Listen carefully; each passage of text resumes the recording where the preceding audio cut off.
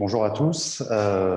Merci en tout cas de votre présence aujourd'hui. J'ai la chance d'être accompagné par Pauline Collet, qui est directrice relations investisseurs pour la société de gestion Aldéran. Je suis également accompagné de Michael Assaya, qui est donc spécialiste SCPI dans nos équipes Anaxago. Et Bonjour. moi-même, Bonjour. donc Étienne Rouvière, donc directeur d'Anaxago Patrimony, la filiale conseil pour Anaxago. Bienvenue à tous. Alors, on va donc aujourd'hui intervenir pour une petite rétrospective sur le marché des SCPI sur l'année 2020. Vous faire une présentation également d'une nouvelle SCPI que nous avons référencée avec la société Aldéran, d'où la présence de Pauline. Merci. Et nous ferons également, donc à la fin, pour terminer, une session de questions-réponses. Le webinaire devrait normalement durer une petite heure en fonction bien évidemment des questions que vous nous poserez à la fin. Donc, ce que l'on va faire, c'est que vous pouvez vous poser les questions via le chat à n'importe quel moment. On nous les recueillerons et nous essaierons d'y répondre dans la mesure du possible à la fin. Alors, je vous propose de commencer par le bilan 2020. Qu'est-ce qui s'est passé 2020, on le sait tous, il y a eu effectivement la pandémie que l'on connaît et qui perdure encore aujourd'hui et qui a demandé donc à beaucoup de sociétés de gestion de devoir s'adapter à une situation qui est restée exceptionnelle et qui était totalement imprévisible. Alors, avant de commencer, juste un petit focus d'un point de vue macro sur l'épargne des ménages en France, qui nous paraissait intéressant. On s'aperçoit qu'il y a eu effectivement un flux d'épargne des ménages français qui était extrêmement important puisque nous étions tous confinés, qui s'est levé à la fin du troisième trimestre 2020 à un peu plus de 212 milliards d'euros. Et on devrait avoir les prochains chiffres de la Banque de France d'ici quelques mois, ce qui montre qu'il y a eu une épargne consolidée sur l'année 2020 qui était relativement importante.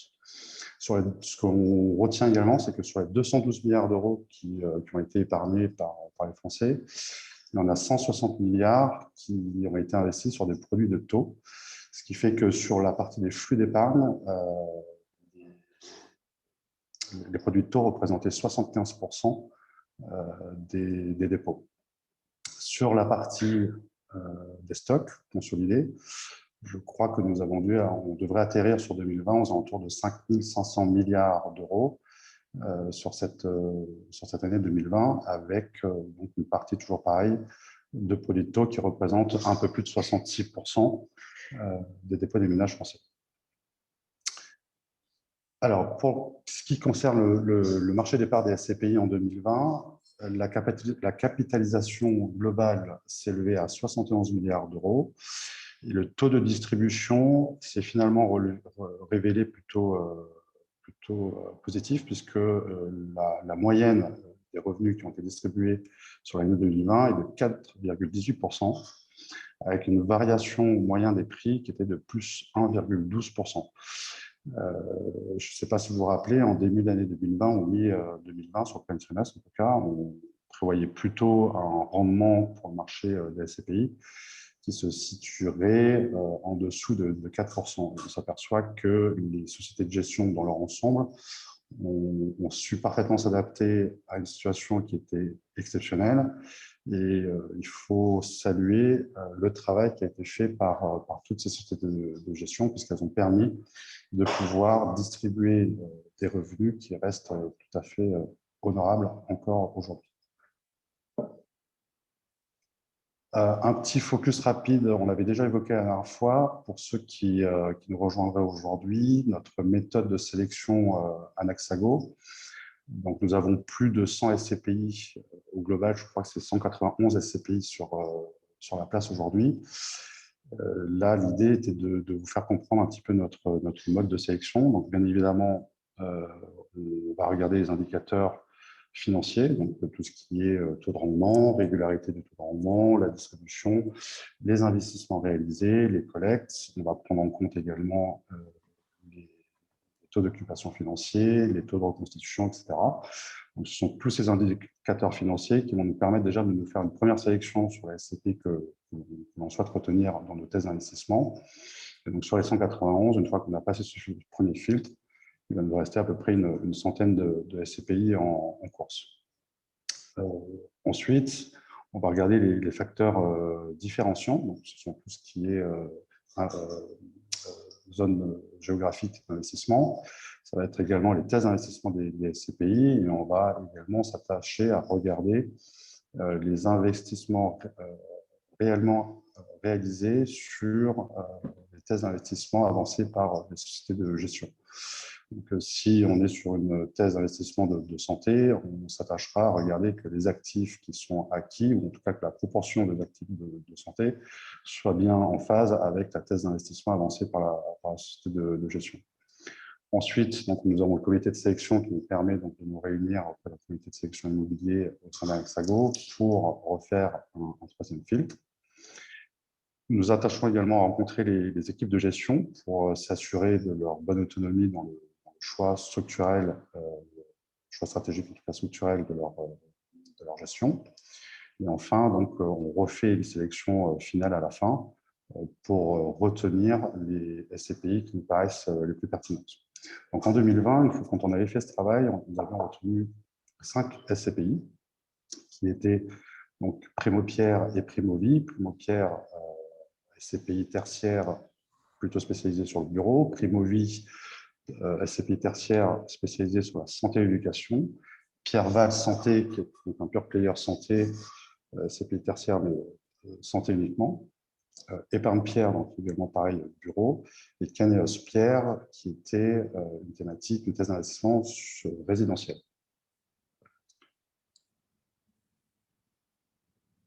Donc, en 2020, nos convictions, c'était par rapport à la vulnérabilité de la crise du Covid-19, nous avions retenu donc, les bureaux loués pour les grandes entreprises, la thèse également d'investissement de logement et bien évidemment l'immobilier de santé et d'éducation, d'où les 5 SCPI que nous avions retenus sur 2020. Alors, sur 2020, on a fait le calcul. Donc, qu'est-ce qui s'est passé pour notre sélection SCPI en 2020 ? Et bien, finalement, on s'aperçoit que le taux de distribution moyen pour les 5 SCPI que nous avions retenus est de 5,19%, ce qui nous permet de battre le taux moyen du marché des SCPI d'environ 100 points de base entre les différentes sociétés de gestion que nous avions retenues à l'époque. Alors, pour rentrer un peu plus dans le détail, si on devait faire donc, le bilan 2020 pour la SCPI Primo-Vie, on s'aperçoit que Primo-Vie donc, a eu un taux de distribution sur l'année de 5,04%, ce qui permet de se tenir sur des taux de distribution qui restent en tout cas solides. Sur les 5 dernières années, on a une évolution du bilan de plus 6,50%. Et on avait une valeur de reconstitution en 2009 de 227,23 € par part, pour une valeur de part en 2020 de 208. Donc, on s'aperçoit également que pour Primo-Vie, il reste encore une marge de reconstitution de capital. Le taux d'occupation financier était de 91,70% sur 2020, ce qui démontre que la société de gestion a eu une activité sur 2020 avec les locataires, en tout cas, qui a été extrêmement forte. On peut saluer également effectivement leur gestion locative dans cette période de crise. Idem pour Pierre-Val Santé, puisqu'on s'aperçoit que le taux de distribution sur 2020 s'est maintenu à 4,95%, donc un taux de distribution qui est tout à fait honorable. Une évolution de dividende qui est un peu en baisse sur les 5 dernières années, mais qui la place parmi les meilleurs rendements encore aujourd'hui. Et surtout, donc, un taux d'occupation financière sur l'année 2020 de 99,39%, ce qui reste tout à fait exceptionnel, compte tenu de la crise que nous avons traversée sur 2020. Concernant Primo-Pierre et Épargne-Pierre, Primo-Pierre, eh on a un taux de distribution de 5,04, qui pareil, donc, permet de rester dans la société de gestion qui distribue le meilleur rendement. une valeur de reconstitution en 2009 qui était de 227,23 € pour une valeur de part en 2020 de 208 €. Donc, on a encore un spread qui est assez important et on peut envisager en tout cas que sur les prochaines années, il puisse y avoir éventuellement des revalorisations de part. Le taux d'occupation financier est également très solide puisqu'on est à 91,70, donc idem, très gros travail des équipes de gestion avec leurs locataires sur l'année 2020. Concernant l'épargne pierre, le taux de distribution reste très solide sur 2020 puisque nous sommes à 5,36 distribués.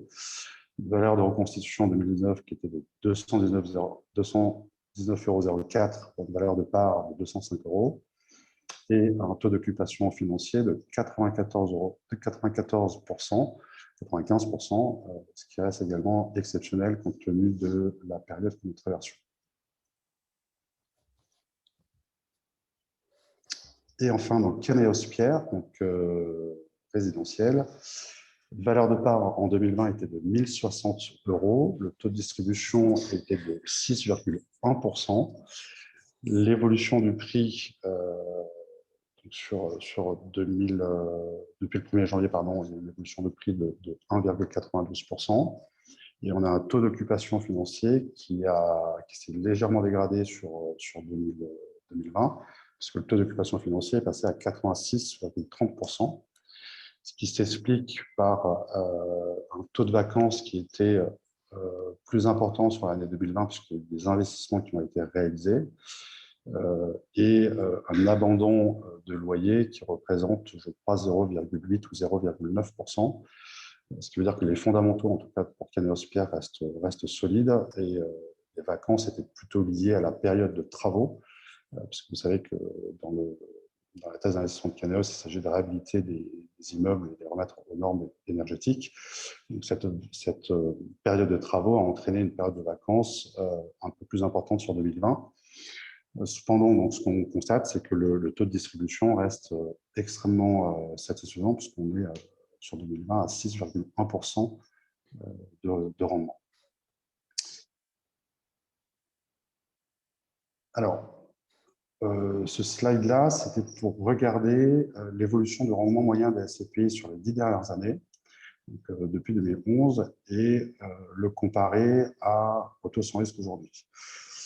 Donc, on avait un taux sans risque qui était à un peu plus de 3% en 2011 et qui aujourd'hui est négatif, puisque, si je ne me trompe pas, on doit être à moins 0,60 sur ce début 2021 et on est déjà en négatif déjà sur l'année 2020. L'inflation également s'est extrêmement réduite, puisqu'on a eu un pic d'inflation, on va dire, qui est revenu en 2018 pour s'effondrer à 0,5 sur l'année 2021 et l'année 2020. Les anticipations seraient d'une inflation à 0,5 et d'une inflation à 1% d'ici 2022. Et lorsqu'on doit le comparer au rendement moyen des SCPI sur les 10 dernières années, eh bien, on s'aperçoit que la prime de risque sur cette classe d'actifs est tout à fait en phase, en tout cas avec ce qu'on pourrait attendre de cet investissement, puisqu'on est sur une prime de risque qui est supérieure à 5% par rapport à son référentiel, donc, qui est le taux sans risque aujourd'hui.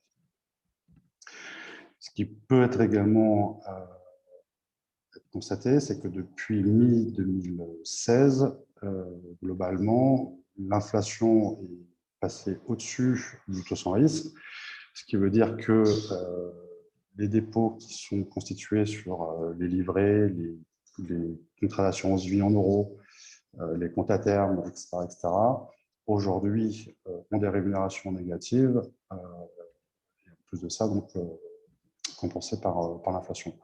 Sur le rendement des SCPI, donc ce que je vous disais tout à l'heure, ça permet effectivement de consolider une prime de risque de 5,47%, ce qui est aujourd'hui très bien payé, en tout cas pour cette classe d'actifs, et ce qui nous permet donc de confirmer l'intérêt, en tout cas, de cette classe d'actifs pour le maintien de la rémunération de votre épargne.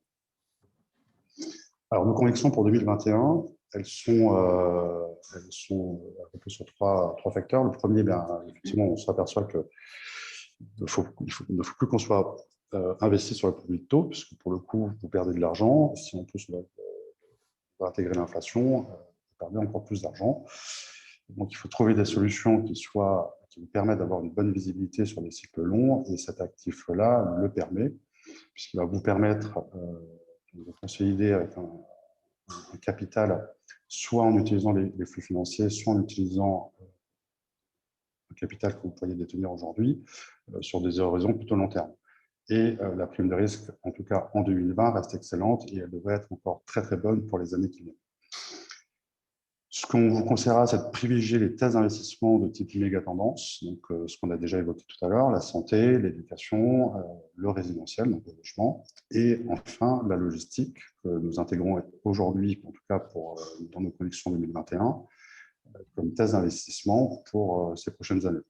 Donc, il n'y a pas un seul marché d'immobilier. Hein. On a tous tendance à dire qu'il y a beaucoup de marchés immobiliers. C'est pour ça que nous, on vous conseillera de diversifier sur plusieurs grandes tendances pour les 10 prochaines années, ce qui vous permettra de bénéficier de primes de risque encore solides par rapport au marché, donc, pareil, du tout sans risque, même si on devait le projeter demain pour les 10 prochaines années.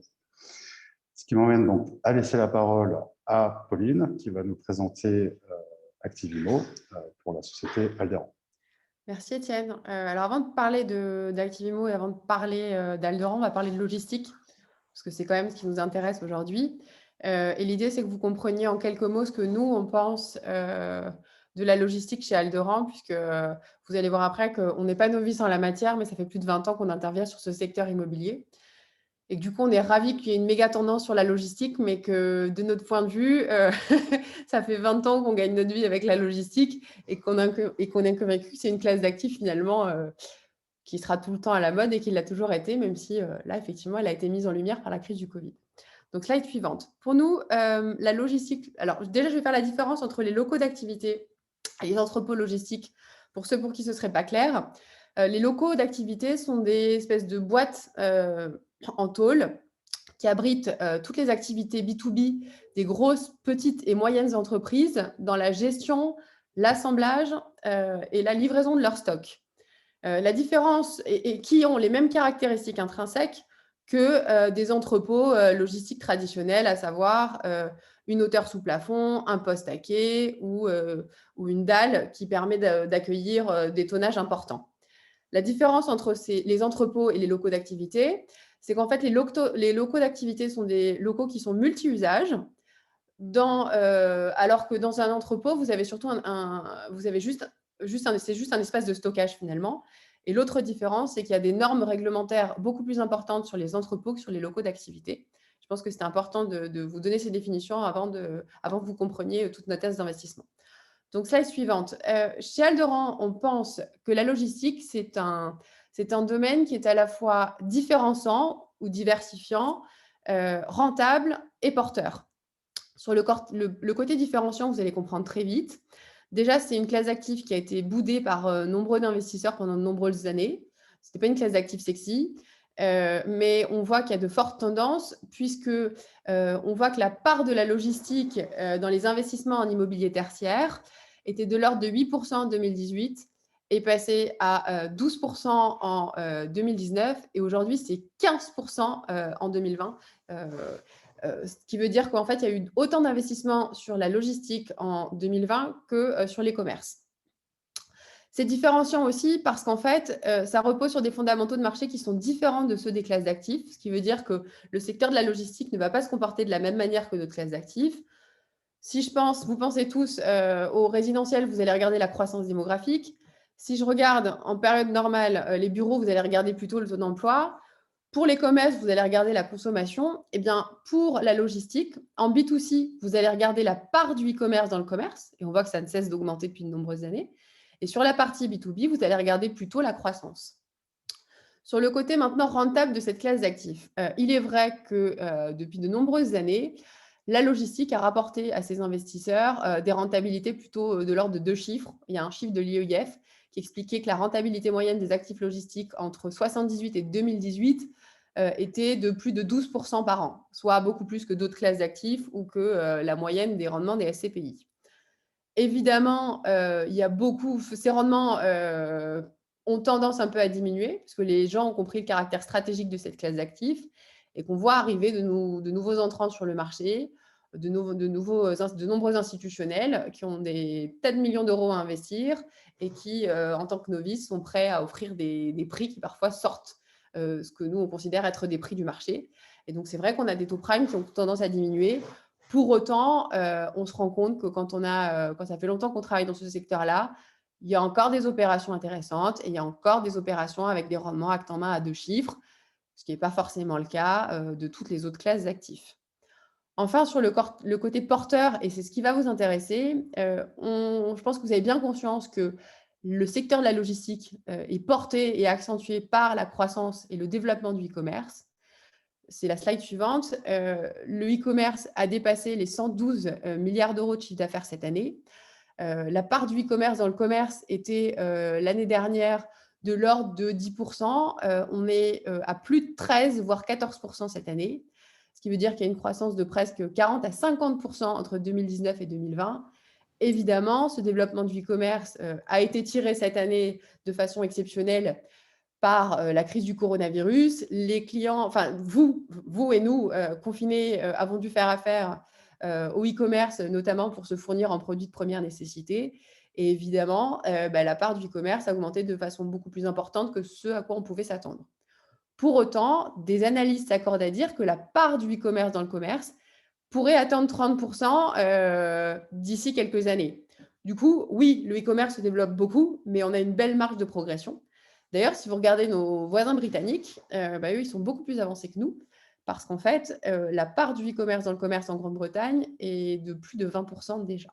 Et d'ailleurs, on verra ensuite que ça se ressent sur le niveau des loyers en Grande-Bretagne par rapport à la France. Alors, slide suivante. Ce développement du e-commerce, et ce sera important de reparler ensuite dans la thèse de la SCPI Activimo dont je vais vous parler, il induit deux choses. Il induit d'une part le développement d'entrepôts XXL, c'est ce qu'on appelle les entrepôts Amazon ou les entrepôts Cdiscount. C'est toute la logistique qui se développe de plus en plus loin des bassins de consommation pour une réserve de foncier qui est évidente. On a des entrepôts qui sont de plus en plus robotisés, qui utilisent de l'intelligence artificielle. On verra que ce n'est pas la cible d'Activimo.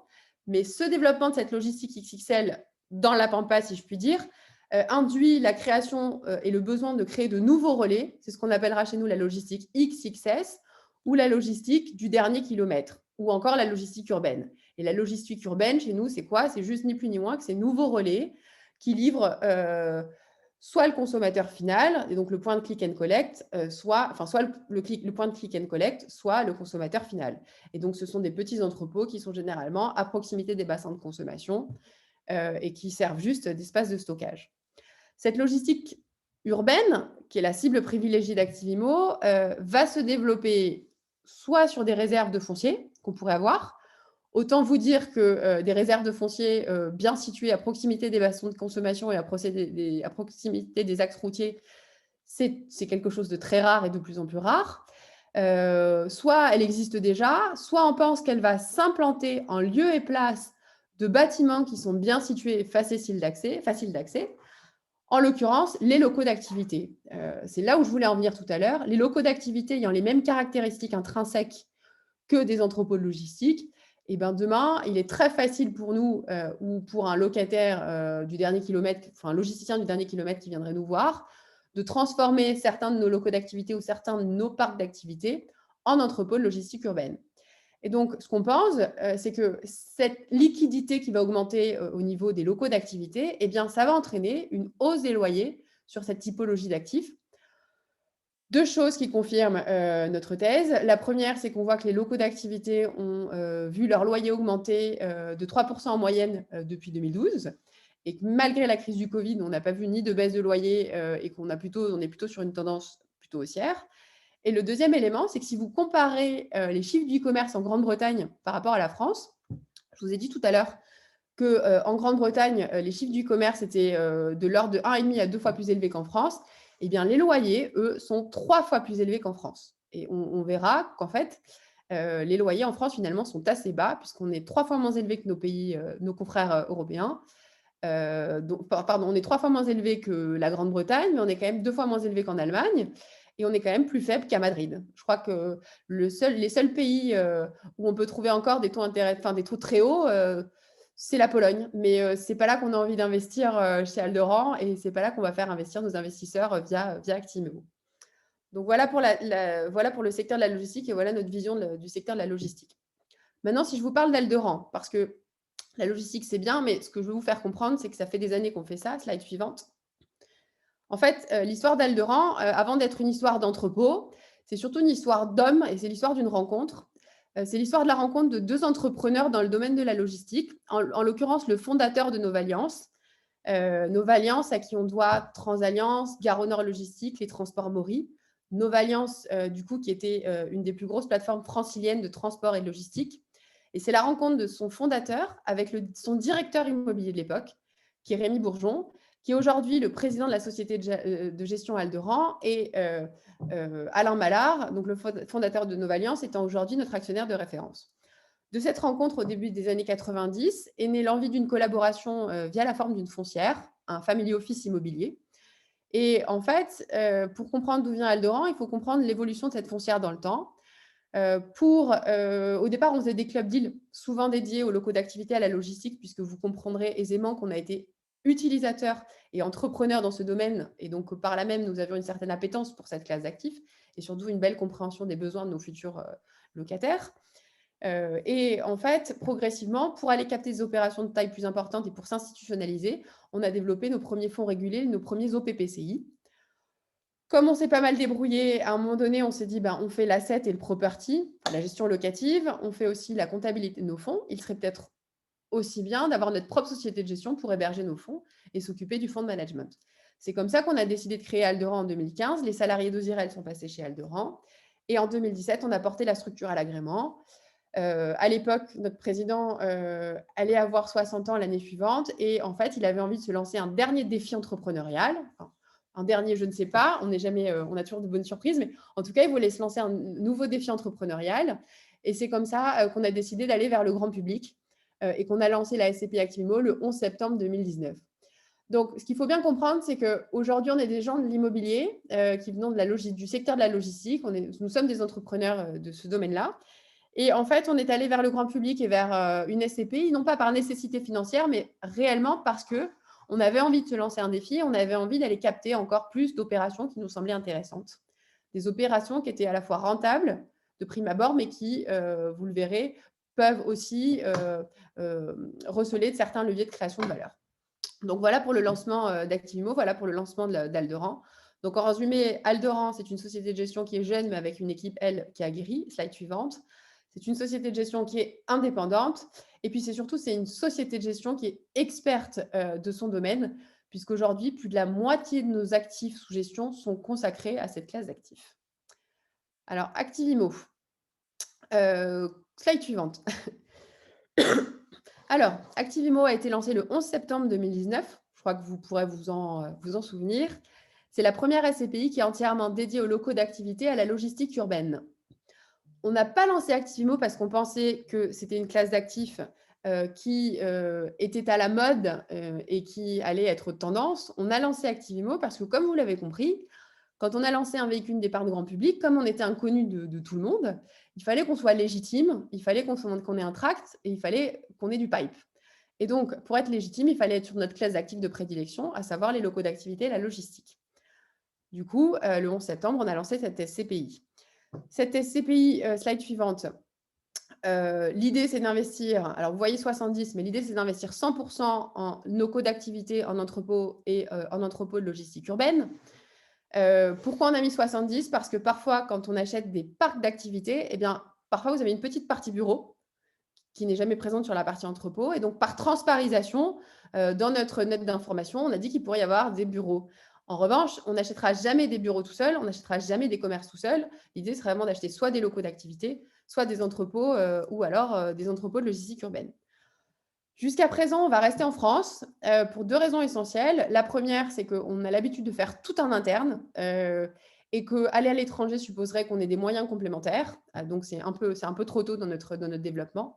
La seconde raison, et non des moindres, C'est qu'en fait, eh bien, la situation économique de la France justifie qu'on reste en France et que quand on voit les perspectives de revalorisation et des actifs et surtout des loyers, eh ben, on a envie de commencer par notre propre territoire, d'être chauvin, avant d'aller à l'étranger, parce qu'on pense qu'on peut avoir des rendements acte en main qui seront plus intéressants et avec des actifs qui vont se développer. Enfin, je pense que la crise du coronavirus, a fait prendre conscience à tous les pouvoirs publics et notamment en France, que la logistique était un secteur, fondamental et donc on pense que, il va y avoir pas mal d'investissements sur cette classe d'actifs et ce serait dommage de se priver, du marché français. Sur la taille, cible des actifs unitaires, on va dire qu'on vise des actifs qui sont, inférieurs à 20 millions d'euros. Dans les faits, on regarde des actifs qui vont souvent entre 1,5 et 10 millions d'euros ou alors on regarde des portefeuilles de plusieurs, dizaines de milliers d'euros. Évidemment, on regarde des baux, qui sont, le plus souvent, des baux fermes de longue durée, parce que je vous rappelle que dans une SCPI, l'idée, c'est quand même de détenir les actifs au moins 5 ans. Et enfin, on essaye de viser des rendements acte en main autour de 8. 8 ça veut tout et rien dire. On est capable de regarder des opérations avec des rendements acte en main de l'ordre de 6 jusqu'à des opérations avec des rendements acte en main, de l'ordre de 11. Effectivement, on ne se prive pas de toutes typologies d'actifs et de tout rendement acte en main dès lors qu'on pense qu'il y a de belles perspectives, soit de revalorisation, soit qu'on pense que c'est un actif de qualité. Parce que c'est ça qu'on regarde avant tout quand on achète nos actifs. La politique d'endettement, elle est simple. Il n'y a pas d'endettement du tout. On voulait prouver qu'on pouvait faire de la perf sans s'endetter. Moi, l'idée, c'était de montrer qu'on peut encore aller chercher des actifs rentables. D'ailleurs, c'est le credo d'Alderan, l'immobilier rentable. L'idée, c'est dès lors qu'on dépasse les 6 de rendement, eh ben, on met tout en report à nouveau.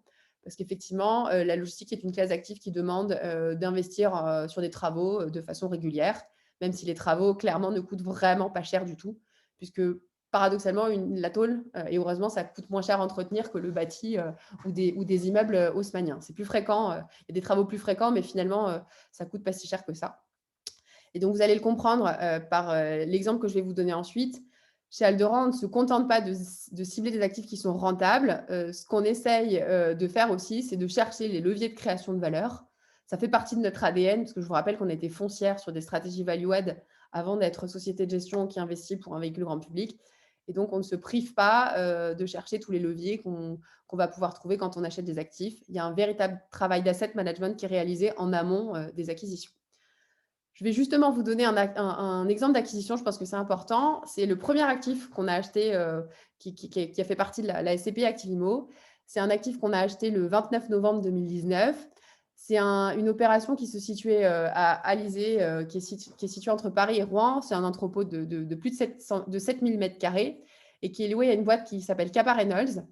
Capa Reynolds qui s'occupe de faire tout ce qui est produits de consommation pour les marques repères des supermarchés, tout ce qui est lingettes pour bébé, piles, en fait, tout ce qui est hors alimentaire. Et qui a aussi une marque de café de capsules biodégradables qui s'appelle Cabioca. Donc, je vous encourage d'ailleurs à regarder et à aimer vos locataires.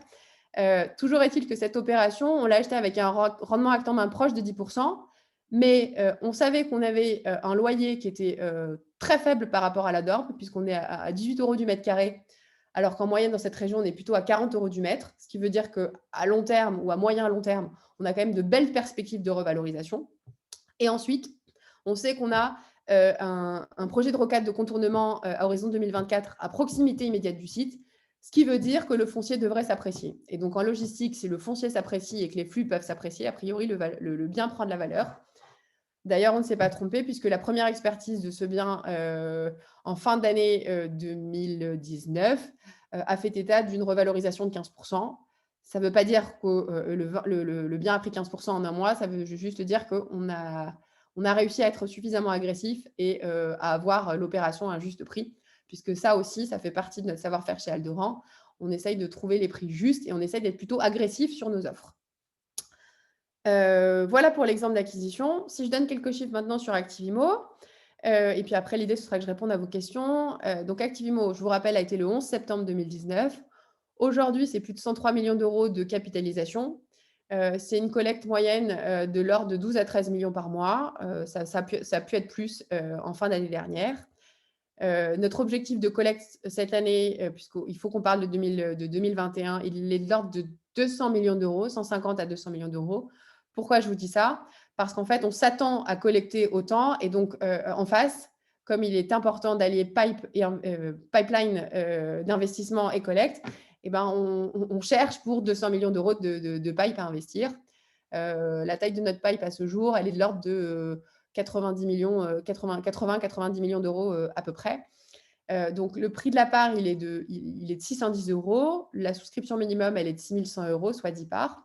Le délai de jouissance, il est de 5 mois pleins, il est au premier jour du 6e mois. Aujourd'hui, Activimo, c'est 10 actifs répartis sur tout le territoire français, avec une bonne moitié quand même qui est répartie en Île-de-France. C'est vraiment le hasard de nos acquisitions. Il n'y avait pas de stratégie particulière.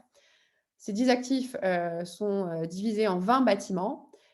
Et au total, nous avons 30 locataires sur 40 baux différents. Ce qui veut dire qu'en termes de diversification locative, eh ben, c'est comme si vous aviez 40 locataires.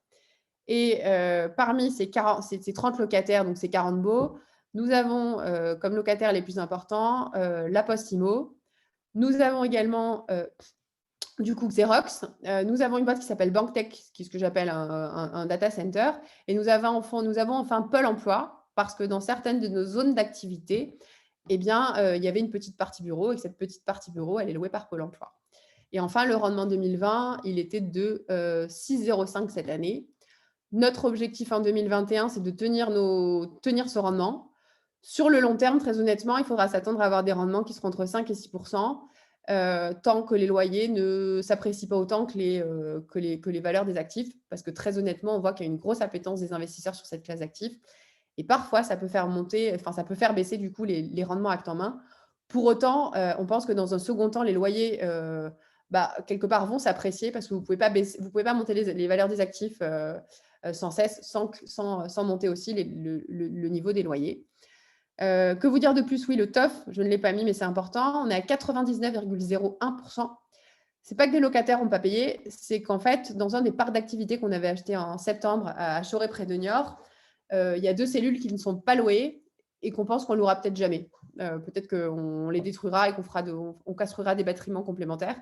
Mais en tout cas, on pense que voilà, ces cellules ne sont pas louables. Mais pour le coup, c'est pour ça qu'il y a 99,01 et pas 100% de TOF en 2020, puisqu'on a eu la chance, pendant la crise du Covid, au départ, de n'avoir que 2 locataires, et que les 2 locataires ont payé, ont joué le jeu, et que du coup, ça nous a permis d'avoir une progression importante et intéressante. Et puis surtout, de servir le rendement qu'on vous avait promis avant crise du Covid. Voilà. Merci Pauline pour cette présentation. Ce que je vous propose maintenant, c'est qu'on passe avec Mickaël qui va vous présenter des différents modes de détention qu'on peut faire, et après en conclusion, donc, on passera aux questions-réponses. Donc je passe la main à Mickaël. Merci beaucoup. Bonjour à tous. Alors, c'est très important de comprendre qu'effectivement, la SCPI est un placement qui, comme je l'appelle, est un couteau suisse. C'est le couteau suisse un peu de la gestion de patrimoine. Ça permet de répondre, que vous soyez une personne physique ou une personne morale, à tous vos objectifs, ou en tout cas d'essayer d'y répondre. Donc, c'est un peu ce que l'on va faire au cours de ces quelques minutes avec vous, et donc regarder les différentes formes que cela peut prendre effectivement suivant les objectifs. Alors, la slide. Voilà. Objectif. Alors, le premier objectif, effectivement, c'est de percevoir un revenu complémentaire mensuel brut.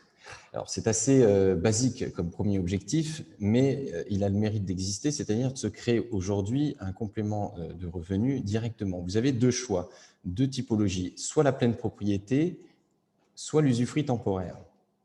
Alors, la pleine propriété, bien entendu, c'est percevoir le revenu et détenir également le capital. Sur un exemple simple, effectivement, de 100 000 € investis, en l'occurrence sur Activimo, puisque nous sommes aujourd'hui sur un webinaire spécial, effectivement, Activimo, présenté par Pauline, vous avez 6 050 € bruts par an qui seront effectivement imposés à votre tranche marginale d'imposition plus les prélèvements sociaux et distribués trimestriellement. Donc, pleine propriété, pourquoi ? Parce que vous pouvez directement avoir la main sur votre capital et percevoir ces revenus réguliers. L'usufruit temporaire, il est intéressant effectivement de l'énoncer lorsque l'âge commence effectivement à être certain et nécessaire et nécessitant pour compléter soit une retraite, soit financer peut-être a posteriori une maison de retraite qui aujourd'hui effectivement est très coûteux. Donc pour un exemple, mes parents ont 65-70 ans, souhaitant augmenter leur retraite tous en se prémunissant contre un risque de dépendance, en investissant uniquement 50 000 €, vous achetez donc décoté le prix de la part. Donc je l'évoque sur un usufruit exemple de 8 ans à 29,5%. Vous achetez la part 179,95 €, ce qui vous permet donc d'avoir beaucoup plus de parts et donc d'avoir beaucoup plus de rendement. Vous voyez que pour un investissement de 50 000 €, vous avez annuel 10 259,59 €, là où pour 100 000 € investis en pleine propriété, vous n'êtes qu'à 6 050 €. Donc c'est un choix à faire, c'est une analyse à faire. Bien entendu, je ne rentrerai pas dans le détail de qui peut rentrer dans cette case, mais pour autant, ces deux objectifs ces deux détentions permettent de répondre à l'objectif percevoir un revenu complémentaire mensuel brut. Optimiser, constituer son patrimoine. Alors, on peut effectivement tous rechercher de l'optimisation fiscale, c'est toujours très intéressant, surtout en ce moment quand on paye beaucoup d'impôts. Pour autant, voilà quelles sont mes attentes. Préparer les études de mes enfants, devenir rentier, préparer ma retraite. Donc, vous voyez que on va rechercher un levier. On va essayer donc de se dire quel est mon levier qui existe. J'ai un levier juridique qui s'énonce en nue propriété, qui est la contrepartie de l'usufruit évoqué juste avant, c'est-à-dire également, j'achète avec un montant X une part décotée et dans X années, je vais avoir un gain en capital et percevoir des revenus à terme. Ça, c'est la nue propriété, c'est le levier juridique qui nous le permet. Et le deuxième levier que vous connaissez tous, vous avez sûrement eu accès pour votre résidence principale ou résidence locative ou résidence secondaire, qui correspond au levier du crédit. Donc, ces trois attentes peuvent être répondues par le bénéfice du crédit et la nue propriété. Un exemple concret sur la mise en situation sur une acquisition à crédit, j'investis 100 000 €. Aujourd'hui, nous avons effectivement une offre qui nous permet, tout compris, de vous générer 100 000 € investis, une durée de 20 ans à 23% hors assurance. Les frais sont inclus, donc je vous l'ai évoqué dans le montant emprunté, frais inclus à 102 900 €. L'assurance emprunteur, j'ai dû effectivement prendre un exemple, bien entendu, ça dépendra du questionnaire santé, ce qui vous permet d'avoir une mensualité nette de frais évoqués de 508,87 €. Pour exemple, ici, nous sommes sur Activimo à 6,05%. Bien entendu, c'est un rendement cible. Bien entendu, il dépendra de chaque SCPI. Pour autant, dans l'exemple, vous voyez que l'effort net, l'effort d'épargne brute mensuelle, donc qui correspond à la différence entre la mensualité et le revenu, est de 4,87 €. Cet effort d'épargne, bien entendu, est à regarder net d'impôts. Suivant la SCPI, et c'est important, je vous le précise sur la première petite étoile, plus nous avons une tranche marginale d'imposition élevée, plus il sera question de profiter d'une SCPI européenne, à l'image par exemple de Pierre Val Santé, qui pourra voir sa fiscalité et les prélèvements sociaux exonérés. Pour autant, je continue l'exemple évoqué sur Activimo, qui vous permet donc d'avoir un effort d'épargne mensuel net, impôt compris, de 242,76 €. Donc, au bout de 20 ans, finalement, qu'est-ce que j'ai? J'ai mon capital de 100 000 €. J'ai un coût de crédit qui ne dépasse pas les 20 000 €. Pour autant, je permets effectivement de me générer ce capital qui me permettra d'avoir des revenus complémentaires, soit pour ma retraite, soit pour devenir rentier, soit pour générer effectivement les études des enfants qui effectivement deviennent très coûteuses. Par ailleurs, par souci effectivement de simplicité, on n'a pas pris en compte les frais de dossier et garanties déductibles la première année, ainsi que la déductibilité des intérêts sur les revenus pour vous évoquer l'effort d'épargne net mensuel.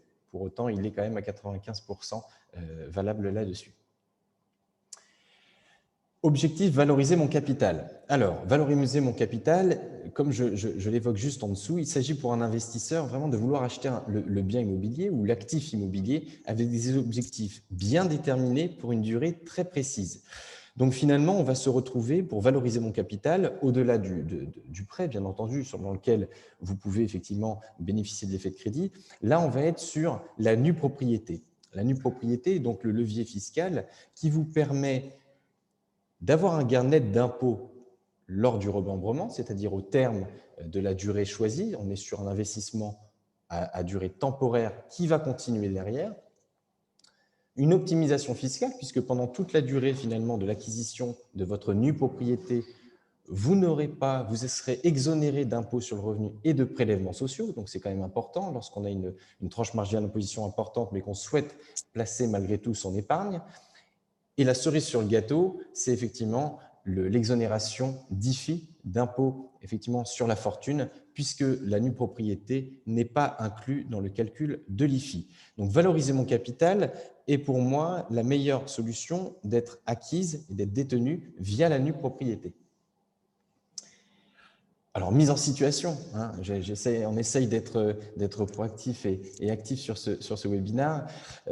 Nous avons pris tout à l'heure un exemple de l'usufruit pris par monsieur et madame Cohen, qui sont effectivement les parents âgés de 70 ans et qui acquièrent l'usufruit et perçoivent donc, comme évoqué tout à l'heure, 10 259 € par an pendant 8 ans dans l'exemple. À côté de ça, finalement, je suis leur enfant, donc monsieur Michael Cohen et son épouse, qui ont 2 enfants, souhaitent valoriser leur capital et donc percevoir effectivement dans 8 ans des revenus pour anticiper l'étude de leurs enfants, puisqu'ils ont aujourd'hui, dans l'exemple, 10 et 12 ans. Donc, il y a 2 leviers. Le prix de la part donc, est décoté, puisque vous l'achetez 430,05 €, là où effectivement l'usufruit vaut 179,95 €. Donc, qu'est-ce qui se passe?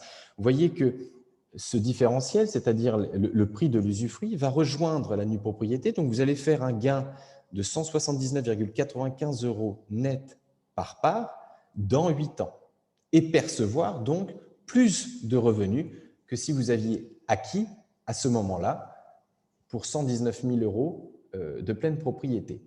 Donc, très important, la valorisation du capital passe par finalement ce levier juridique net d'impôts vous permettant de développer votre patrimoine. Investissement personne morale. Effectivement, maintenant, beaucoup d'entre vous que j'ai pu avoir effectivement au téléphone concernant leur projet sont soit détenteurs d'une SCI, soit détenteurs d'une SAS, soit d'une holding patrimoniale ou également d'une association. Alors, toute personne morale, je vous rassure, bien sûr sous réserve que l'achat de parts des SCPI soit compatible, peuvent souscrire à des parts SCPI par rapport aux options possibles, soit l'usufruit, soit le crédit, soit la pleine propriété. La fiscalité de la société va énormément jouer. Effectivement, l'exemple qui va venir effectivement juste après est un exemple sur l'impôt sur les sociétés. Je vais rentrer dans le détail concernant l'usufruit. Vous avez compris qu'on a pu voir un exemple sur la pleine propriété, donc ça sera la même chose si vous utilisez votre trésorerie et que vous investissez votre trésorerie en pleine propriété. Bon. Vous avez la possibilité du crédit, pareil, analyse d'une solvabilité, mais quel est finalement le surplus, l'avantage d'acquérir effectivement de l'usufruit dans une société? Alors, il est triple. Vous voyez effectivement dans l'exemple que je vous ai évoqué, lorsque l'on investit de la trésorerie qui est dans votre comptabilité, dans le compte trésorerie, hein, donc liquidité, va tout de suite, finalement, dès l'investissement, se transposer dans votre bilan au niveau de l'immobilisation incorporelle. Donc finalement, qui n'existe plus au sens physique, puisque, comme le nom l'indique, c'est une immobilisation incorporelle. On va devoir effectivement regarder 2 points. Le TRI, qui est très important, effectivement, quand on souhaite faire travailler sa trésorerie, on souhaite effectivement qu'elle nous rapporte le plus. Pour autant, il ne faut pas qu'elle nous génère énormément d'impositions, sinon, effectivement, l'intérêt devient beaucoup moins intéressant. Donc, c'est pour ça que lorsque vous investissez votre trésorerie et que vous avez la possibilité d'avoir effectivement cet investissement en usufruit, il est important de regarder 2 leviers. Le premier, le TRI en usufruit, que je vous ai évoqué et que je vous ai mis en gras couleur orange, un petit peu orange marron. Bon, moi, je ne sais pas très bien les couleurs, mais le TRI usufruit et le gain d'IS par part, qui est donc la dernière ligne. L'intérêt, il est double. Dans l'exemple ici, Pierre Val Santé, c'est une SCPI européenne. Vous allez donc investir un montant, donc je vous ai fait un calcul sur une part, vous allez donc investir des côtés. Prenons un exemple simple, sur 5 ans, pour un investissement en usufruit à 20%. Vous achetez donc la part 200 € sur une base en pleine propriété, donc de 1 000 €. Le rendement évoqué, de 5,38% hors fiscalité étrangère, va être calculé sur le montant de base de pleine propriété. Cet investissement, ce rendement, donc ce revenu que vous allez générer, va du coup arriver en déduction toute la partie étrangère. Je vous évoquais les 62,6% aujourd'hui. Donc, l'usufruit sur une SCPI européenne, revenu donc des côtés, provenant d'une base en pleine propriété, déduit de la part étrangère et déduit de l'amortissement. Très important, c'est ça, tout l'astuce effectivement de l'usufruit, c'est générer finalement un rendement net le plus haut possible, sans imposition et générant un déficit plus important lorsque vous êtes sur une SCPI européenne et un peu moins important lorsque vous êtes sur une SCPI 100% française. Ce déficit va du coup vous permettre, suivant votre TMI, c'est-à-dire TMI au niveau de l'IS, 15, 25, 28 et plus, effectivement, suivant les tranches, faire un gain d'impôt sur les sociétés par investissement. Donc, les durées s'étalent entre 3 et 20 ans. Vous voyez effectivement, suivant les durées, qu'il y a plus d'intérêt parfois à chercher un peu plus de rendement ou d'impôt sur les sociétés. Pour autant, nous reviendrons, et je reviendrai avec vous dans le détail après le webinaire, sur ce qu'il vous convient. Et suivant vos objectifs, vous voyez qu'on ne peut pas y répondre par une simple question. Voilà. Je vous remercie.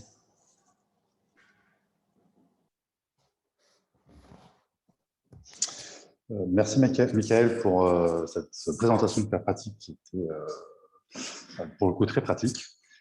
J'espère en tout cas que ça vous a apporté un peu d'inspiration. Merci également Pauline pour ton intervention sur Activimo. Ce que je vous propose maintenant, c'est de passer aux questions que vous pourriez avoir donc nous-mêmes d'y répondre. Alors. J'en ai vu une sur des entrepôts dans la Pampa. Ah. Attends, je sais pas. Ah, ouais.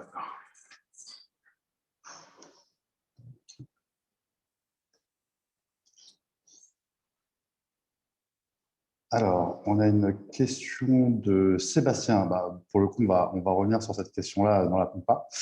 Alors, Sébastien qui dit 11% de rendement AEM, comme dit Pauline, vous investissez donc dans des actifs d'activité dans la Pampa, point d'interrogation. Eh bien non, parce qu'en fait, ce que je vous expliquais, c'est que le critère de sélection premier pour investir, c'est l'emplacement, comme toute autre classe d'actifs. Et donc, on regarde des entrepôts ou des locaux d'activité qui sont près des bassins de consommation, près des axes routiers. Et surtout, les entrepôts dans la Pampa, ce sont tous les entrepôts XXL qui ne sont pas du tout la cible d'Activimo. Pour autant, et pour répondre à votre question, on a acheté un portefeuille de nous, ce qu'on appelle d'activités logistiques urbaines à la Poste, loué à la Poste, de 11 bâtiments, et nous avons un rendement acte en main à 9,5%. Donc, il reste des opportunités. L'idée, c'est juste de pouvoir les saisir et d'avoir accès à des opérations off-market. Et donc, non, par contre, on regarde des sujets sur des entrepôts qui ne sont pas dans la Pampa et parfois, il y a des taux de rendement de base à 11%. Alors, ça ne veut pas dire qu'après, ce sera 11 parce que peut-être qu'on va anticiper des travaux et ce sera peut-être que 10,5 ou 10.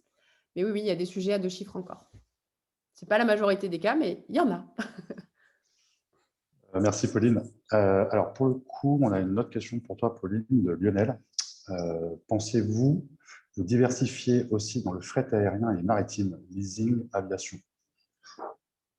Pas dans l'immédiat. On avait regardé un port au Havre, enfin un entrepôt sur le port du Havre, mais il y avait des problèmes, c'était des baux qui étaient particuliers, etc. etc. Donc, non, pour l'instant, l'idée, c'est de choisir des biens qui sont malléables. En fait, la première chose qu'on regarde quand on achète un bien, c'est qu'on se demande ce qui se passe en cas de départ du locataire. Et donc, au plus vous avez des entrepôts qui sont classiques et qui ne sont pas spécifiques, et au plus vous avez de chance d'avoir quelque chose qui est liquide et donc un loyer intéressant sur le long terme. On continue avec toi, Pauline, pour le coup, c'est pas mal de questions pour toi. Alors, une question de HP. Alors, je vais des initiales, vous m'excuserez. Bonjour, quelle différence entre Aldéran et Argan et pourquoi privilégier Aldéran versus Argan? Alors, Aldéran, c'est une société de gestion et c'est une société de gestion qui propose différents produits d'épargne, dont la SCPI, sur lequel vous pouvez investir en propriété, en usufruit, enfin en tout cas, qui dispose de nombreux outils. Argan, c'est une société qui est spécialisée dans la logistique et donc c'est une façon d'épargner totalement différente. Alors, on a encore une question. Je n'ai malheureusement pas le prénom de la personne, vous m'excuserez également, qui demande quelle est la durée résiduelle des baux avec la Poste. Alors, c'est très variable. Alors, avec la Poste, c'est très simple parce que la Poste, vous avez beau avoir des baux commerciaux, il faut savoir qu'avec la Poste, ils ont la possibilité, une fois par an, à date anniversaire, de partir. Et donc, en fait, à la base, dans ce portefeuille, il y avait 52 actifs. On a fait un véritable travail d'assets. On a réparti, on a choisi les 11 bâtiments où on considérait que la Poste allait rester le plus longtemps possible. Après, si la Poste part demain, ce n'est pas si négatif que ça, parce que ça se trouve, on va pouvoir relouer plus cher. Et puis, on a écarté les autres. On pensait qu'il fallait faire des opérations en marchand et sur lesquelles on n'était pas sûr que la Poste reste. Et ensuite, ce que j'aimerais rajouter, c'est qu'en fait, à la Poste, il y a des syndicats qui sont quand même assez importants et donc, ils ne s'amusent pas à déplacer leurs salariés du jour au lendemain parce que dès lors que vous voulez déplacer les salariés, il y a des syndicats qui s'élèvent très fortement et qui ont peur que vous dégradiez les conditions de travail. Donc, voilà. Merci Pauline. On a une question pour Michael, alors de Rémi. Bonjour, est-il difficile de trouver un crédit pour financer des SCPI pour une personne morale que physique?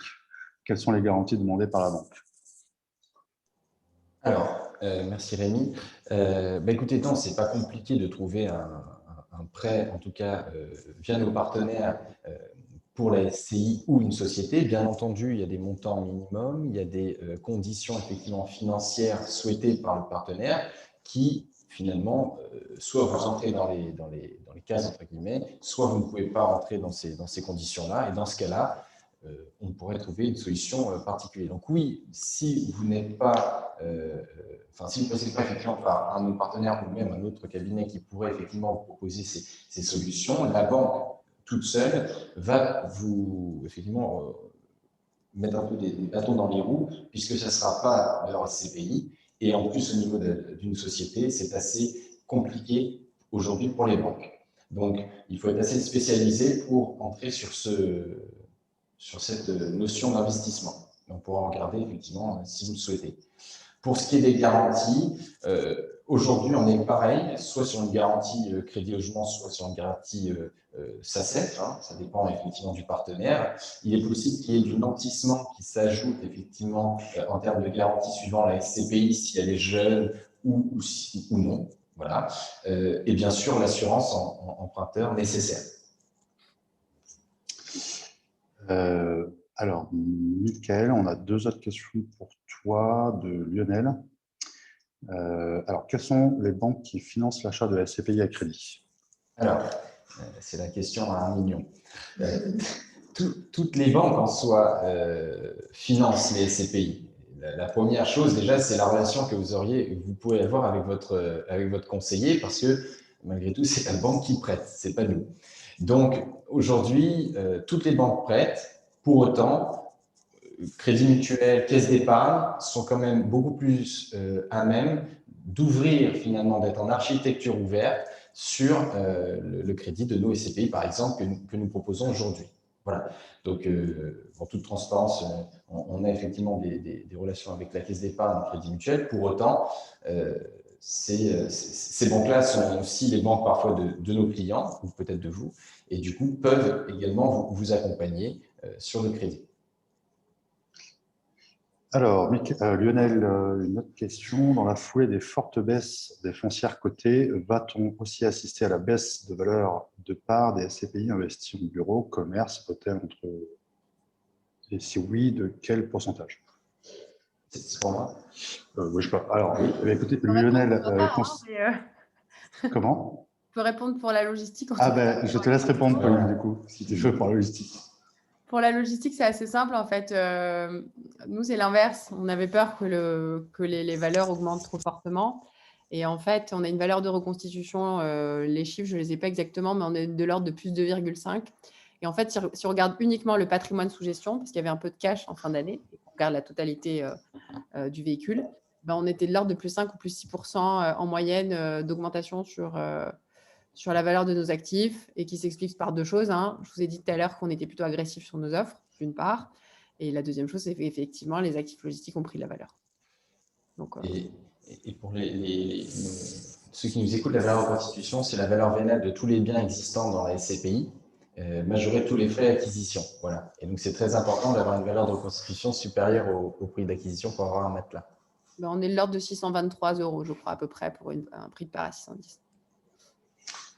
Et je rajouterais simplement que oui, il y aura certainement pour les prochaines années, en tout cas pour poursuivre la réponse à Lionel, il y aura certainement un tassement des rendements sur les prochaines années. Ce qu'il faut retenir également, c'est surtout la prime de risque. Alors, c'est sûr que les performances passées renforcent les performances futures, mais on s'aperçoit quand même qu'on est sur un actif qui reste tangible avec une distribution de revenus solide et une prime de risque qui est encore très bien payée, puisque sur l'année 2020 était à plus 5,47 pour cette classe d'actifs-là. Les foncières cotées, elles, comme le nom l'indique, elles sont beaucoup plus sensibles aux tendances de marché. Sur les SCPI, vous êtes sur une classe d'actifs dite alternative, et donc vous avez un vrai actif tangible derrière, donc, dont la valorisation va évoluer en fonction donc, soit de la valorisation du foncier, soit de la valorisation des revenus. Et oui, il y aura un tassement sur les prochaines années, on s'y attend. Encore une fois, il faut bien regarder la prime de risque qui est versée pour cette classe d'actifs. Si on devait la comparer au taux sans risque, on s'aperçoit que la prime de risque reste excellente et elle devrait rester encore très bonne pour les prochaines années. Alors, une autre question à Popoline, du coup. Alors, si la valeur de réalisation merci, d'Activimo est de 623 € au 31/12/2020, doit-on s'attendre à une hausse de part? Est-ce dans les tuyaux? Pauline. Alors, d'une part, je ne risquerai pas à faire ce genre de réponse parce que l'AMF regarde en permanence et que ce serait du délit de l'initier. Mais plus sérieusement, pour l'instant, nous, ce qu'on veut, c'est maintenir notre rendement. Et vous savez que si on augmente le prix de part, mécaniquement, le rendement peut diminuer. Et d'autre part, on n'est qu'à 2,5 de différentiel. Vous savez qu'on a une fourchette de plus ou moins 10.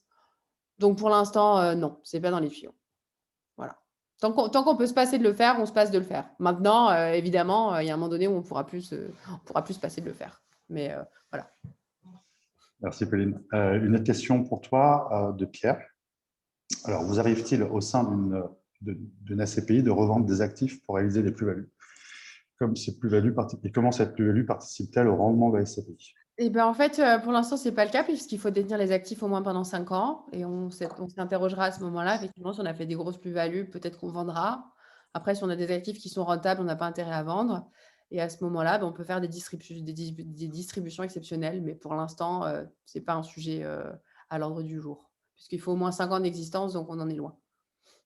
Et juste merci Pauline, en complément effectivement sur les autres SCPI, elles peuvent être donc soit redistribuées sous forme de dividendes exceptionnels ou alors répercutées sur la valorisation des parts. Alors Vincent, bonjour, quelle est la commission de souscription en plus de la valeur de la part? Alors, ce n'est pas en plus. La commission de souscription, elle est prélevée sur la part, elle est de 10,6. Je vous parle hors taxe parce que c'est tout en hors taxe chez nous. D'ailleurs, quand vous regardez la valeur de retrait qui est de 545,34, vous voyez que c'est exactement les 10,6%. Donc, j'insiste et je vais vous donner aussi les frais de gestion tant qu'on y est qui sont de 10%. Parce que comme on récupère la TVA, on ne vous la fait pas payer. Donc, du coup, ils sont de 10 et pas de tous. Et on formule de la TVA uniquement parce que certains de nos partenaires ont besoin de nous facturer avec de la TVA.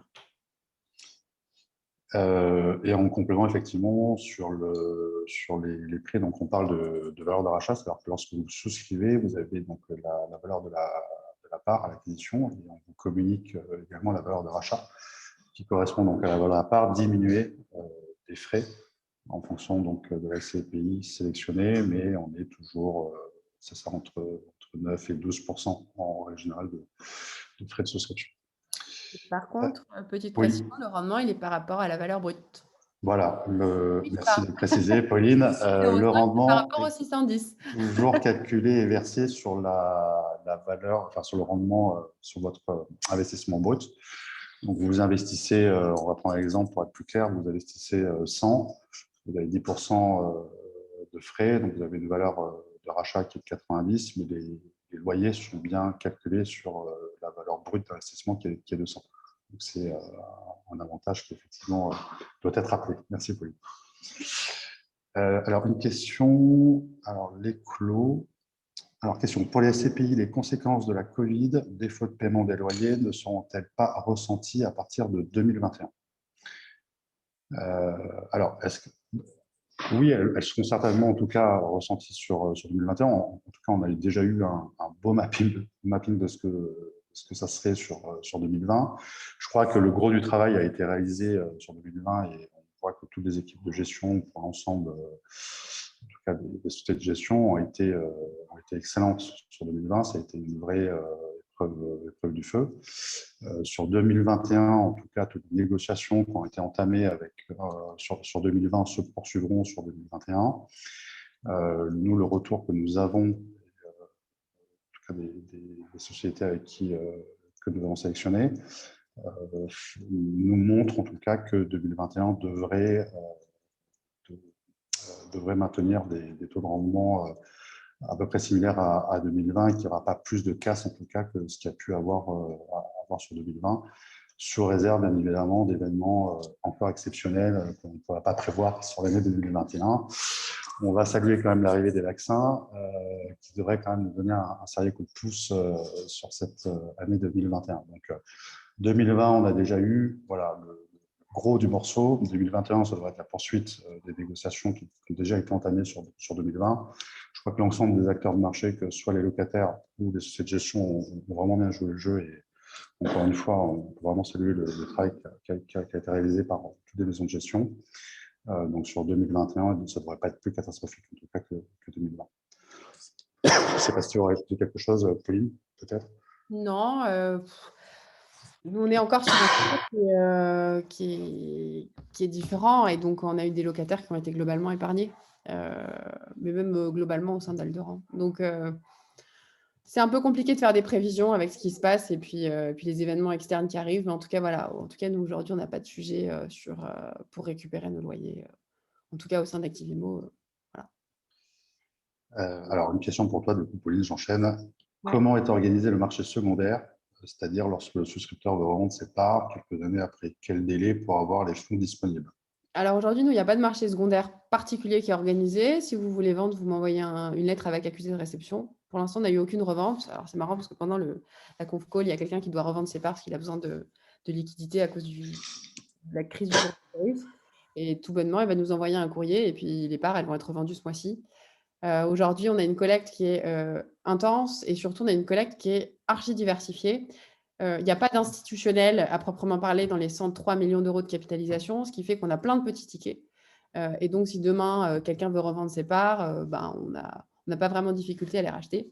D'autant que je rappelle qu'on a une foncière et que la foncière est là et pourra toujours être là si jamais il y avait, j'en sais rien, une catastrophe et qu'il fallait sortir en urgence 1 million ou 2 millions d'euros.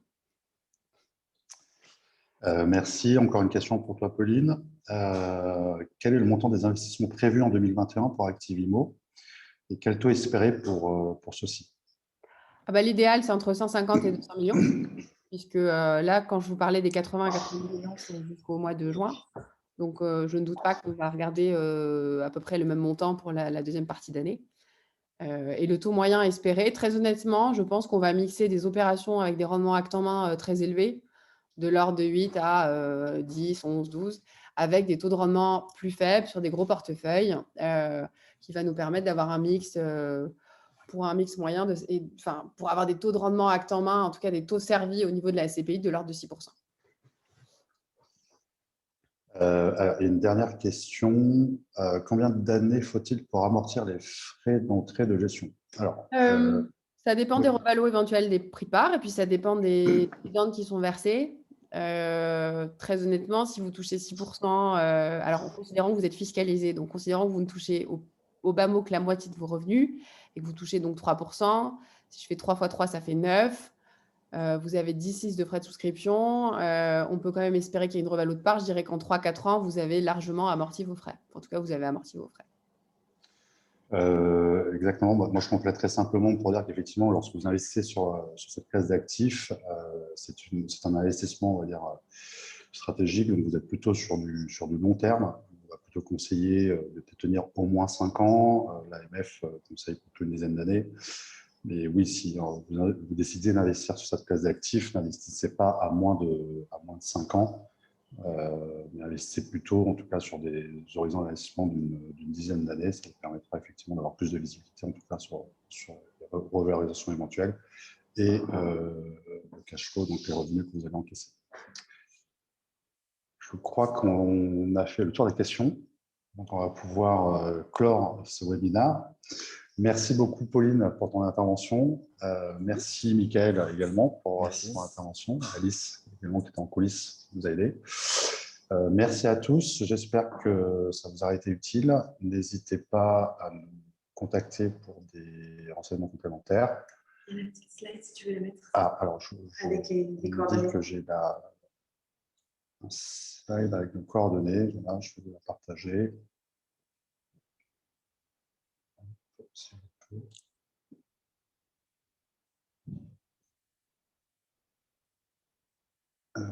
Je n'arrive pas à la mettre. Bon. Donc, vous pouvez nous contacter. Nous, on sera ravis en tout cas de pouvoir y répondre, que ce soit sur des renseignements un peu plus généraux ou sur des renseignements plus spécifiques. Michael, qui est notre spécialiste ACP, sera ravi de pouvoir vous rappeler rapidement. Merci à tous. Je vous souhaite une très bonne journée et sans doute à très bientôt. Merci. Au revoir.